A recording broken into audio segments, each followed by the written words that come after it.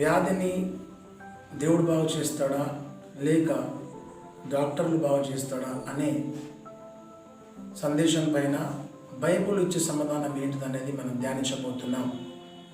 కనుక బైబిల్ గ్రంథములో మనం ధ్యానించి ఎవరికి స్వస్థతను కలిగిస్తున్నాడా అనేది మనం ధ్యానిస్తాం.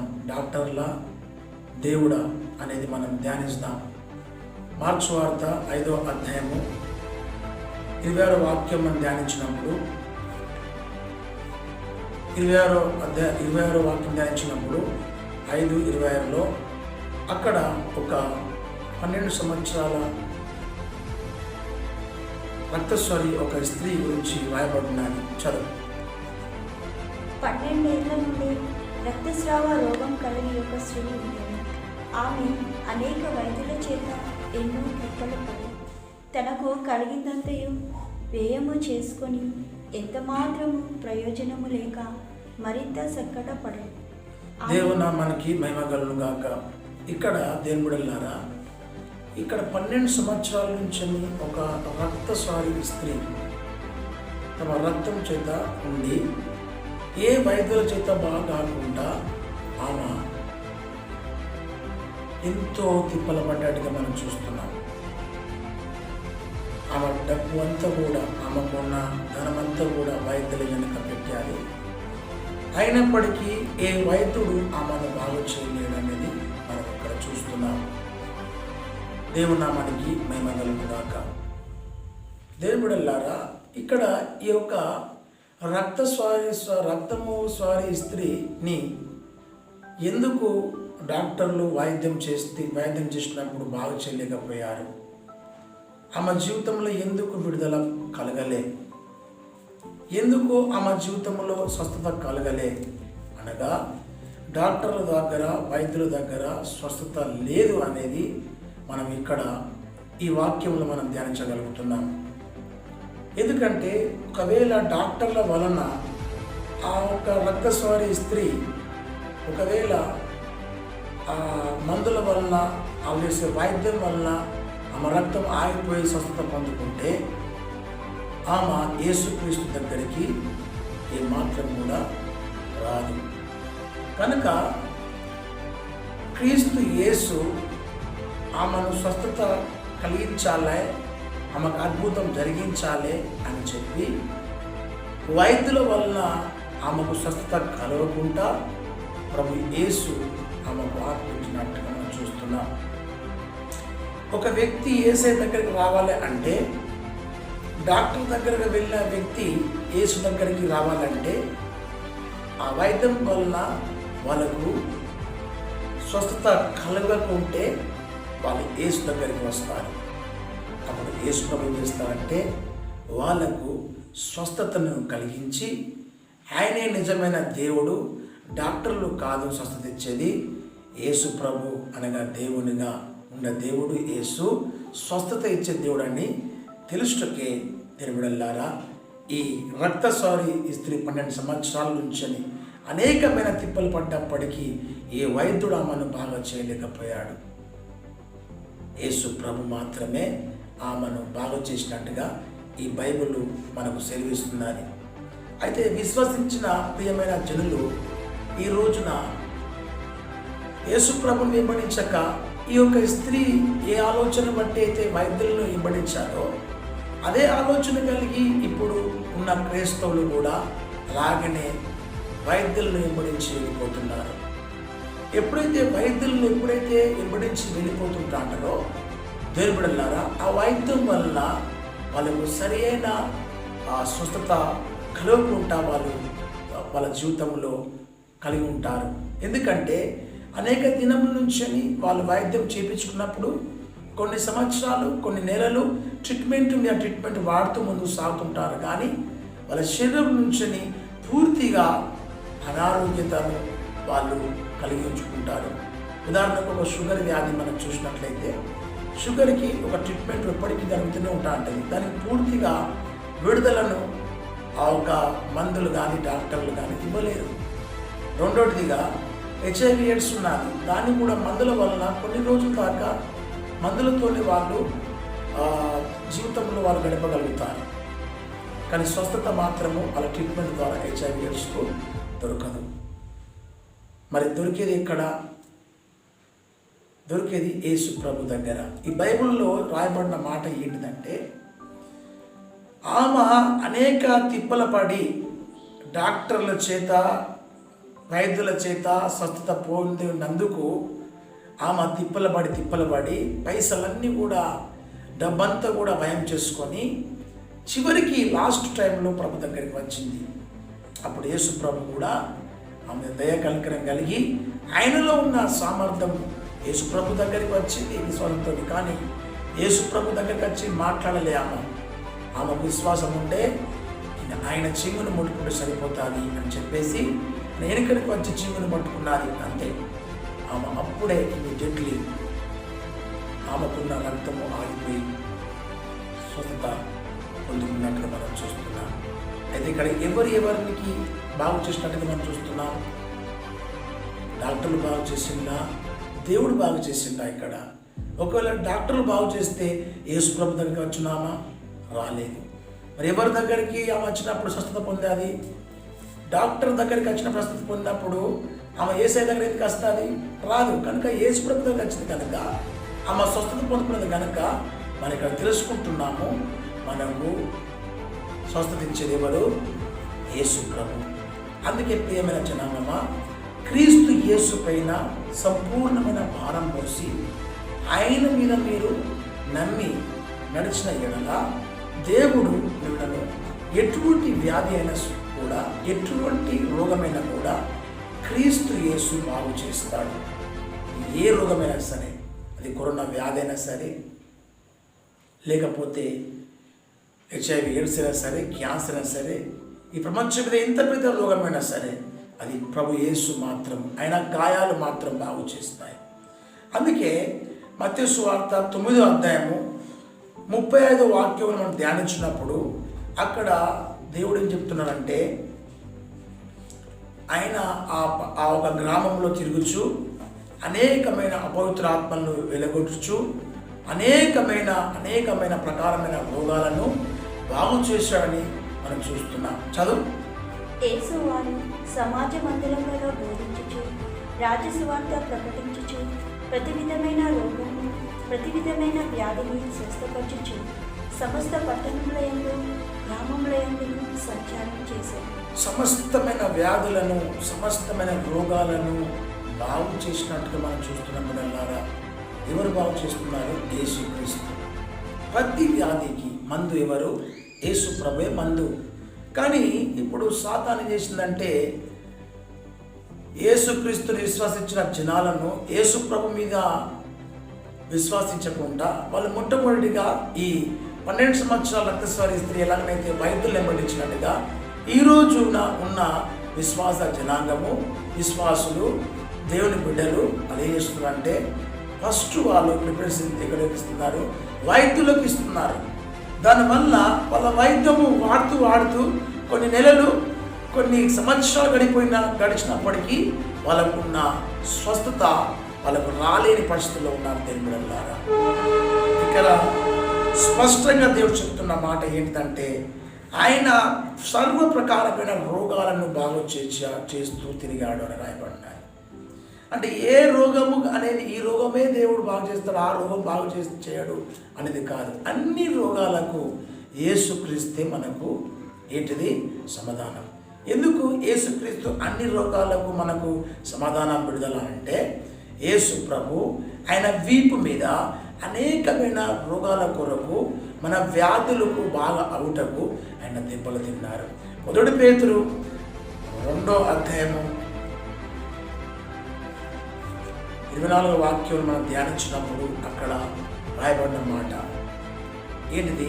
ఆయన పొందిన దెబ్బల చేత మనకు స్వస్థత ఉన్నారు. చదువు. మనము పాపము విషయమై చనిపోయి నీతి విషయమై జీవించినట్లు ఆయన తానే తన శరీరమందు మన పాపములను నాటి మీద మూసుకొని ఆయన పొందిన గాయముల చేత మీరు స్వస్థత నొందితిరి. ఆయన పొందిన గాయముల చేత మనము స్వస్థత పొందుకున్నాం.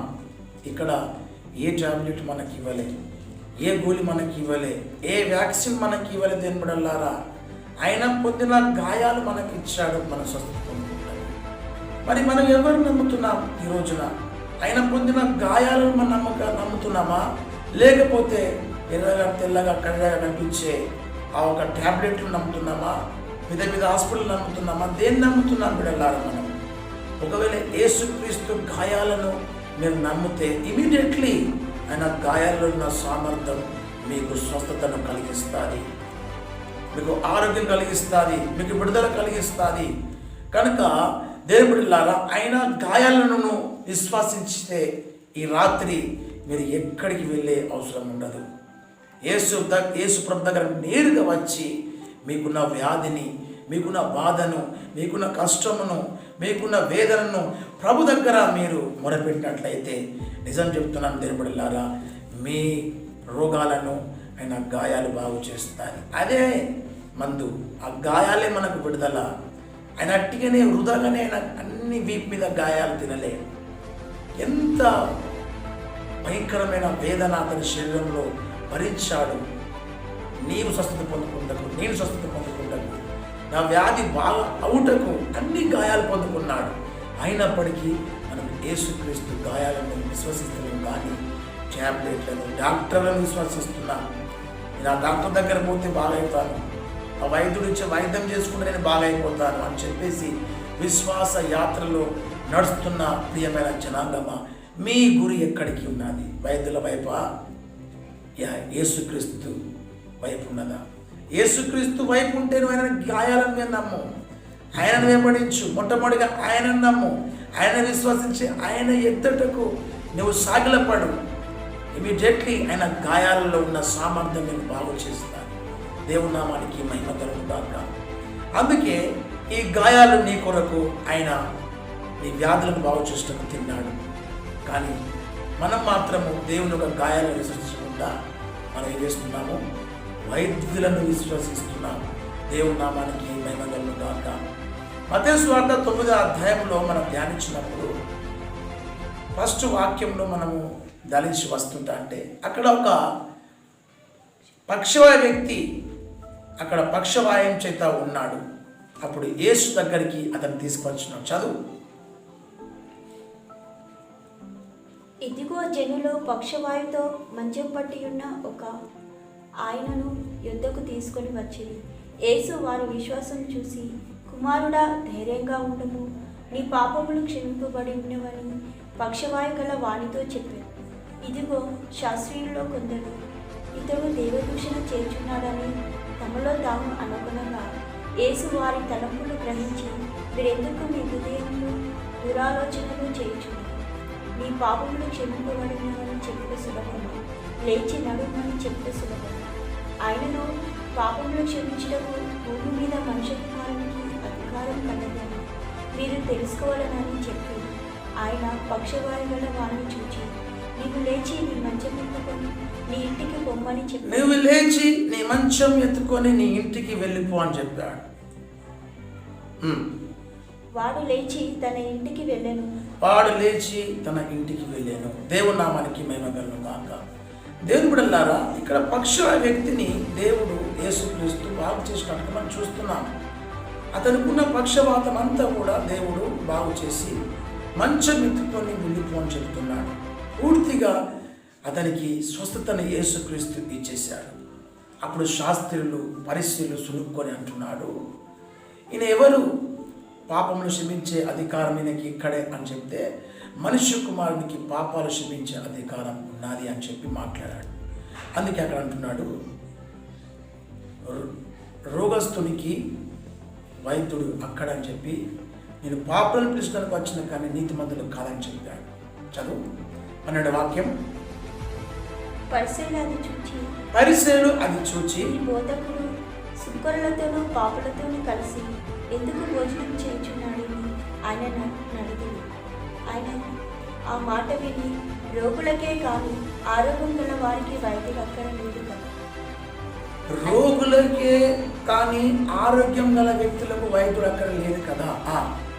అయితే నేను పాపులను పిలువచ్చుకొని రాను, నీతిమంతులను పిలువరాను. దేవుని నామానికి మహిమ కలుగుగాక. దేవుని బిడ్డలారా, ఇక్కడ యేసు ప్రభు రోగులకే వైద్యుడు అక్కిరే కదా అని చెప్పిన మాటను ఈరోజు చాలామంది దైవజనులు దేవుని యొక్క కృపను పొందుకున్న అభిషిక్తులు సత్య సువార్తను చాటించే పెద్ద పెద్ద స్పీకర్లు కూడా యేసు ప్రభు రోగులకు వైద్యుడు అక్కిరని చెప్పేసి అనేకమైన విశ్వాసులను ఏం చేస్తుందంటే యేసు ప్రభు వైపుకు వాళ్ళ ఒక గురిని నింపక వాళ్ళు డాక్టర్ల వైపు, హాస్పిటల్ల వైపు, వైద్యుల వైపు, ఫలానా అపోలో హాస్పిటల్ ఉన్నది, ఫలానా యశోద హాస్పిటల్ ఉన్నది, ఇక్కడిక్కడికి ఇలాగ వాళ్ళు గురి చూపిస్తున్నారు. తెలుపుతున్నారా? నా ప్రియమైన చిన్నమంగమ్మ, నా ప్రియమైన సోదరులారా, దేవుడు ఆ పక్షవ వ్యక్తిని పై ఉన్న వాక్యంలో దేవుడు స్పష్టంగా స్వస్థపరిచినట్టుగా మనం చూస్తున్నాం. యేసు ప్రభు పరమ వైద్యుడుగా ఉండి ఆ పక్షవ వ్యక్తిని బాగు చేసిండు. అక్కడ మనకు అర్థమయ్యేది ఏంటిదంటే ఎవరు మనకు వైద్యుడుగా ఉన్నాడు? యేసుక్రీస్తు మనకు వైద్యుడుగా ఉన్నాడు. ఎందుకంటే పై ఉన్న వాక్యంలో ఆ ఒక పక్షవ వ్యక్తిని దేవుడే బాగు చేసినట్టుగా మనం చూస్తున్నాం యేసయ్యను. అయితే మరి ఆ వైద్యుని మీద మనం నమ్మకం పెట్టకుండా మరి ఏ వైద్యుల మీద నమ్మకం పెడుతున్నాం తెలియబడలాగా? ఈ రోజులో ఎంతమంది వైద్యుల మీద నమ్మకం పెట్టుకుని వాళ్ళ ప్రాణాలు కాపాడలేకపోతున్నారు. ఎంతోమంది ఎంతో ధనవంతులు, సూపర్ పరిస్థితులు పొందుకున్న సినీ యాక్టర్లు, గాయకులు, నటులు, రకరకాల వ్యక్తులు ఈ రోజుల వైద్యుల మీద నమ్మకం పెట్టుకొని వాళ్ళకు ఎంతో డబ్బులు దారపోసి వాళ్ళ వైద్యుల నుంచి బాగా కాని స్థితిలో వాళ్ళు మరణించినట్టుగా మనం చూస్తున్నాం బిడ్డలారా.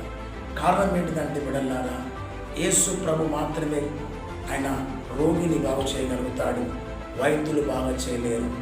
వైద్యులు కేవలం వాళ్ళు ప్రయత్నిస్తారు, వాళ్ళ ప్రయత్నము చేసేంత వరకు చేస్తారు. కానీ స్వస్థత మాత్రము, రోగము మాత్రము స్వస్థత కలిగేది క్రీస్తు యేసు ప్రభులో మాత్రమే ఉన్నది.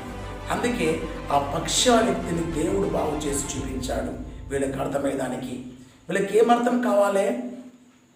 నేనే రోగస్తుని బాగా చేసే వైద్యునని అర్థం చేసుకోవాలి వీళ్ళు. కానీ వీళ్ళు చేసుకుంటున్నారు, యేసు ప్రభు వైద్యుడు చెప్పాడు కదా, రోగస్తునికి వైద్యుడు అక్కడే కదా, అందుకే ఈ వైద్యుడి దగ్గర వెళ్ళమని చెప్తున్నాను. ఏ వైద్యుడు బాగా చేసిండు? అక్కడ యేసు ప్రభు బాగా చేయలేడా?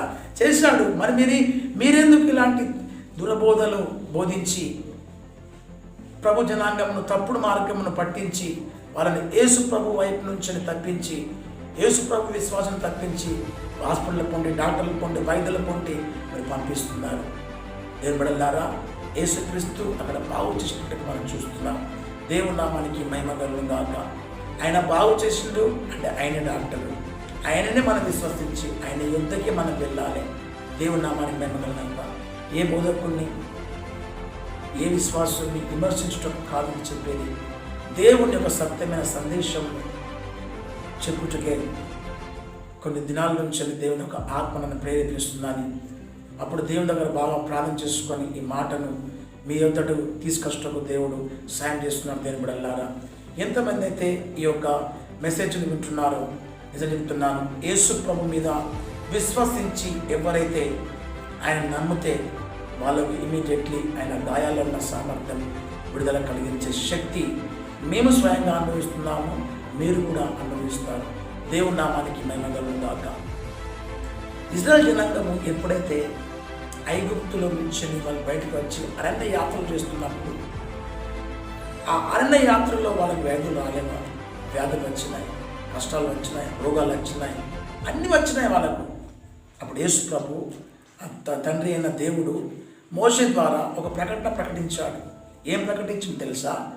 నిర్గమకాండం 15:26 వాక్య ప్రకారంగా ఆయన ఏం మాట్లాడింది అక్కడ?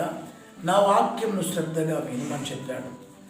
నేను చెప్పే మాటను శ్రద్ధగా వింటే సరిపోతుంది, నేను చెప్పే ఆజ్ఞలను గైకుంటే సరిపోతుంది అని చెప్పాడు. చదువు 15:26 నిర్గమకాండం. మీ దేవుడైన యెహోవా వాక్కును శ్రద్ధగా విని ఆయన దృష్టికి న్యాయమైనది చేసి ఆయన ఆజ్ఞలకు విధేయులై ఆయన కట్టడలన్నిటినీ అనుసరించి నడిచిన నేను ఐగుప్తులకు కలుగజేసిన రోగములలో ఏదియో మీకు రానివ్వను. నేను స్వస్థపరచు యెహోవాను నేనే. దేవుని నామానికి మహిమ కలుగును గాక. ఆయన ఆజ్ఞలను, ఆయన కట్టెలను, ఆయన విధులను పాటించి ఆయన చెప్తున్న వాక్యమును శ్రద్ధగా విని మనము నడిస్తే చనిపోతారు, ఆయన మనం స్వస్థపరిచి ఎవరు ఉంటాడు వాళ్ళకి శ్రమించాడు. అరణ్య యాత్రలు వాళ్ళకి ఎక్కడ హాస్పిటల్ ఉన్నాయి, ఏ వైద్యుడు వాళ్ళతో తిరిగాడు, ఏ వ్యాక్సిన్ ఉన్నది వాళ్ళ దగ్గర, ఏ మందు వాళ్ళ దగ్గర ఉన్నది కూడా వెళ్ళారా. వాళ్ళు శ్రద్ధగా దేవుని వాక్యం విన్నారు, శ్రద్ధగా దేవుని మాటను పాటించారు, ఆజ్ఞలను గైకొన్నారు. వాళ్ళకి ఏ రోగం అంట జరగకుండా దేవుడు వాళ్ళకి వాగ్దానం ఇచ్చాడు. అరణ్య యాత్రల్లో దేవుడల్లారా వాళ్ళ దగ్గర హాస్పిటల్ లేకుండే. ఈరోజు అన్నీ ఉన్నాయి కాబట్టి, అన్ని సౌకర్యాలు ఉన్నాయి కాబట్టి, ధనము డబ్బు మిమ్మల్ని మీ దగ్గర ఉన్నది కాబట్టి మీరు యేసయ్య వాక్యం మీద విశ్వసిస్తలేరు. ఆయన వాక్యం విశ్వసిస్తే మీరేం చేస్తారు? ధనవంతులైనప్పటికీ తండ్రి యొక్క సన్నిధానంలో మోకరిస్తారు. అందుకే అక్కడ మాట్లాడుతున్నాడు. చదువుతారు మరొకసారి. నీ దేవుడైన యెహోవా వాక్కును శ్రద్ధగా విను. చాలు, నీ దేవుడైన యెహోవా వాక్కు శ్రద్ధగా వినుమన్నాడు. ఏం వినుమంటున్నాడు దేవుడైన వాక్కు? నేనే స్వస్థపరిచే దేవుడిని అని చెప్తున్నాడు, నేనే వైద్యుని అని చెప్తున్నాడు, నేనే మీ రోగాలను బాగు చేసే దేవుడు అని చెప్తున్నాడు. మరి మీరు ఎవరిని విశ్వసిస్తారు? డాక్టర్ చెప్పిన మాటను విశ్వసిస్తారా, లేక దేవుడు చెప్పే మాటను విశ్వసిస్తారా? ఒకవేళ దేవుడు చెప్పే మాటలను, యేసు ప్రభు చెప్పే మాటను విశ్వసిస్తే మీరు వైద్యుని దగ్గరికి వెళ్ళారు, డైరెక్ట్గా దేవుని దగ్గరికి వస్తారు. దేవుని నామానికి మహిమ కలుగును గాక. అందుకే బిడ్డలారా, ఆ అరణ్యంలో ఆ ఐగుప్తులకు ఇచ్చిన వాగ్దానము, ఆయన వాక్కును శ్రద్ధగా వినమని చెప్పాడు. ఏ రోగము ఐగుప్తులు కలిగిన ఏ రోగము కలగని అని చెప్తున్నాడు. మనం ఈ అరణ్యంలో ఉన్నాము, ఈ లోకంలో ఉన్నాం. అరణ్యం మన లోకం చూపిస్తారు. మనం ఆయన వాక్కును శ్రద్ధగా ఉంటే మనకి ఏ రోగం తగలదు. ఆయన ఆజ్ఞలను కైకొట్టుకుంటే, ఆయన న్యాయమైన చేస్తే మనకి ఎలాంటి వ్యాధి మనం తగలబడాలా. ఆయన స్వస్థపరిచి యోగా ఉండి మనకు విడుదల ఇచ్చే దేవుడుగా ఉన్నాడు. దేవుని నామానికి మహిమ కలుగును గాక. ఇలాంటి యొక్క గొప్ప వాగ్దానాలు పొందుకున్న ఇశ్రాయేలు జనాంగము దేవుని యొక్క మాటను అనుసరించి నడిచినందుకు వాళ్ళకు విడుదల విముక్తి కలిగి దేవుడు నడిపించాడు. మరి మనం ఏం చేస్తున్నాం?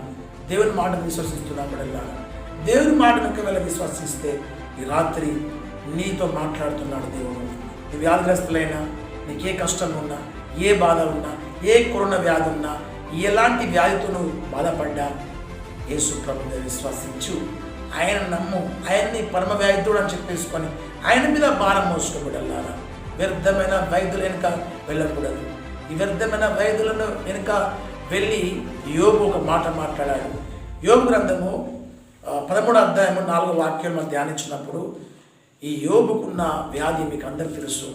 యోబుకు తల నుంచి అది పాదాల వరకు ఆయనకున్న అన్ని పుళ్ళతో బాధపడుతున్నాడు. ఈ వైద్యంను చేసి ఆశ వచ్చేసింది. వైద్యులు బాగా చేయలేకపోయింది యోబును.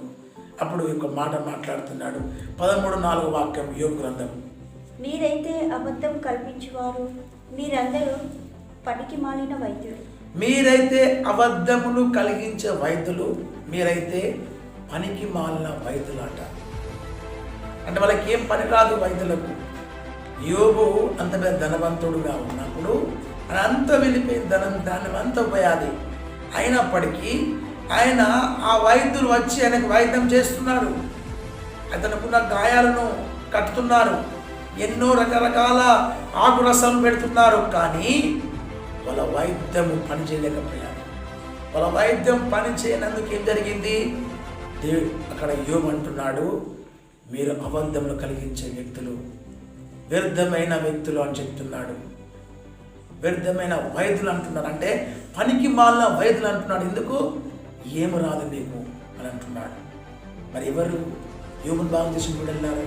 ఇక్కడ ఎందుకు యోబు అలాగ మాట్లాడిన వైద్యుల విషయంలో? ఇక వైద్యుడు బాగు చేయలేని స్థితిలో ఉన్నాడు. ఆయన దగ్గర స్వస్థత లేదు కాబట్టి బాగు చేసేది ఎవరు? దేవుడు. యోబుని కూడా ప్రభువు బాగు చేశాడు, విడుదలిచ్చాడు, స్వస్థత కలిగించాడు. మంచి నిర్మలమైన శరీరం అతనికి, పశు బిడ్డకున్న నిర్మలమైన ఒక చర్మం అతనికి మన దయచేసాడు. కారణం ఏంటిదంటే దేవుని విశ్వసించాడు కనుక. దేవుని నామానికి మహిమ కలుగును గాక. మరి నీ విశ్వాసం ఎవరి మీద ఉన్నది? నీ నమ్మకం ఎవరి మీద ఉన్నది? యోబు ఏదో చెప్తున్నాడు. ఈ యోబు అంటున్నాడు, పనికి మాలిన వేద్యులు. మన పనికి మాలిన వేద్యుల వెనుక మనం వెళితే యోబు కంటే పెద్ద భక్తులు మనము కాదు. యోబు ఎంత విశ్వసించిన అంత విశ్వాసులు మనం కాదు. ఆయన అనుభవించి చెప్తున్నాడు ఈ మాటను.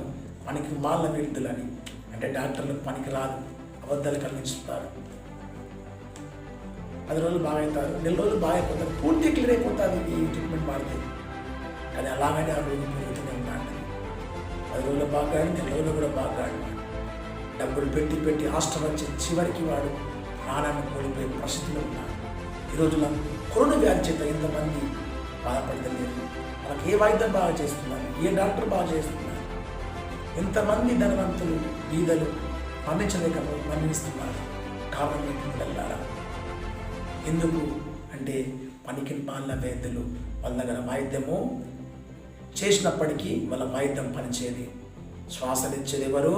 యేసుక్రీస్తు. విడుదలిచ్చేది ఎవరు? యేసుక్రీస్తు. కనుక ఇంత పెద్ద భక్తుడు ఈ మాటలు రాసిపెట్టినప్పుడు కూడా మన కళ్ళు తెరపడతలేము. మనం ఇప్పటికీ ఆ పనికి మాలిన వైద్యుల దగ్గరికి వెళుతున్నాం.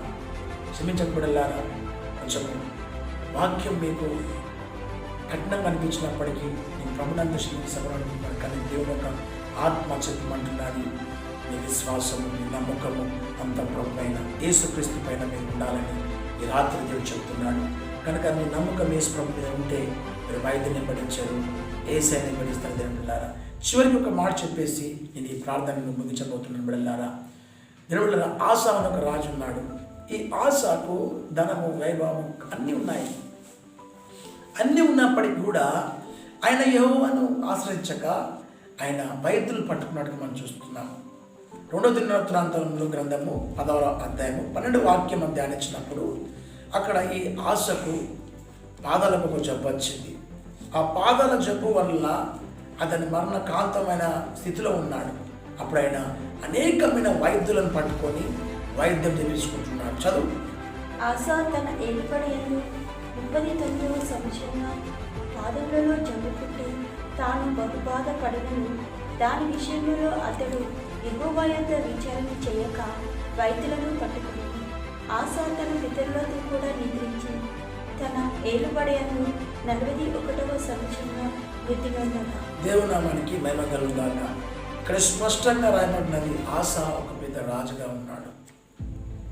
ఇంత పెద్ద రాజు అయి ఉన్నప్పటికీ ఇతని జీవితంలో విడుదల కలగలే, స్వస్థత రాలే. వైద్యులు వైద్యం చేశారు. పాదాలకు జబ్బుకున్నప్పుడు ఎంతో వైద్యం చేశారు. మరణించినట్టుగా మనం చూస్తున్నాం. ఎందుకంటే ఆశ వైద్యుల్ని ఆశ్రయించి ఉన్నాడు. మరి నువ్వెవరిని ఆశ్రయిస్తున్నావు? నీ ఆధ్యాత్మిక జీవితం మరణిస్తున్నానా ఈ సమయంలో? ఎప్పుడైతే ఒక క్రైస్తవుడు వైద్యం దగ్గరికి వెళుతున్నాడో, ఒక క్రైస్తవుడు డాక్టర్ని సంప్రదిస్తున్నాడో, వాని ఆధ్యాత్మిక జీవితంలో ఉన్న విశ్వాసం అక్కడనే మరణిస్తున్నది. నేను బిడ్డలారా, ఆశ మరణించడం చూస్తున్నాం. అంటే మనం ఎట్లా మరణిస్తున్నాం? మన విశ్వాసంలో మరణిస్తున్నాం. కనుక మన దేవుడు మనం బాగు చేయడు కదా, మన దేవుడు మనం స్వస్థపరచడు కదా. అందుకే కదా మనం కూడా ఆశ లెక్క వైద్యులు పట్టుకొని వైద్యుల దగ్గర విచారణ చేసి వైద్యుల ద్వారా మనం విడుదల పొందుకోవాలని ఆశపడుతున్నాం. ఏం జరిగింది? 39 సంవత్సరంలో అతనికి రోగం వచ్చింది. 41 సంవత్సరంలో అతను మృతి చెందాడు. 2 సంవత్సరాలు ట్రీట్మెంట్ జరిగించినా కూడా అతను బాగా వైద్యుని ఆశ్రయించు. యెహోవా దగ్గర విచారణ చేయాలి. యెహోవా దగ్గర విచారణ చేసే వ్యక్తి వైద్యం దగ్గర వెళ్ళకూడదు. ఎందుకంటే ప్రభువే మనకు ప్రాణం ఇచ్చేది, ప్రభువే ప్రాణం తీసేది. దేవుడే ఒక వ్యక్తిని కొడతాడు, దేవుడే ఒక వ్యక్తి గాయాలు కడతాడు. కనుక బిడ్డలారా, ఆయన మన గాయాలు కట్టే దేవుడు. కనుక విశ్వసించండి, ఈ వాక్యమును నమ్మండి. యేసు ప్రభు మీద మీరు నమ్మి ఆయన గాయాలను మీరు విశ్వసించి మీరు మీ విశ్వాసంలో మరణించకుండా సజీవంగా మీరు ఉన్నారనుకుంటే వైద్యుల దగ్గరికి కాదు మీరు వెళ్ళేది, యేసయ్య దగ్గరికి రండి, ప్రభు దగ్గర రండి, విచారణ దేవుని దగ్గర చేయండి, దేవుని దగ్గర సాగపడండి. ప్రభు యేసు మీ జీవితంలో అద్భుతమైన విడుదలను కలిగించే శక్తివంతుడు. ఈ దినాలలో దేవుళ్ళారా, కరోనా రాజుచూ వెళ్ళి ఒక కుటుంబం అంతా కూడా ఎంతో బాధపడుతున్నారు. బిడ్డలారా, ఆ కుటుంబం అంతా బాధపడుతున్న సమయంలో దేవుళ్ళారా, 5 వ్యక్తులు ఒకటే ఇంట్లో కరోనా వ్యాధి, చిన్న పిల్లలు, భార్య భర్తలు, తల్లి భయంకరమైన ఈ కరోనా వ్యాధి చేత భయకాంతులైన పరిస్థితి వాళ్ళకి ఏర్పడ్డాలి.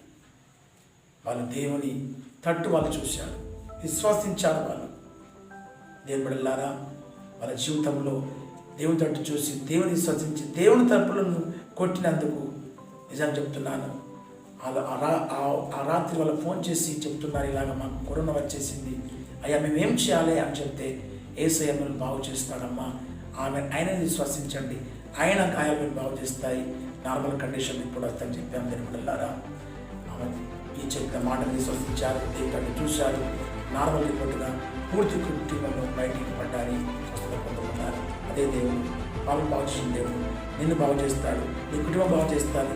మీకు ఎంత కష్టం ఉన్నప్పటికీ దేవుడు మిమ్మల్ని స్వస్థపరిచే శక్తివంతంగా ఉన్నాడు కనుక ఆయన విశ్వసించాడు. దేవుడు వాక్యం తెచ్చిన తర్వాత ఆమేన్.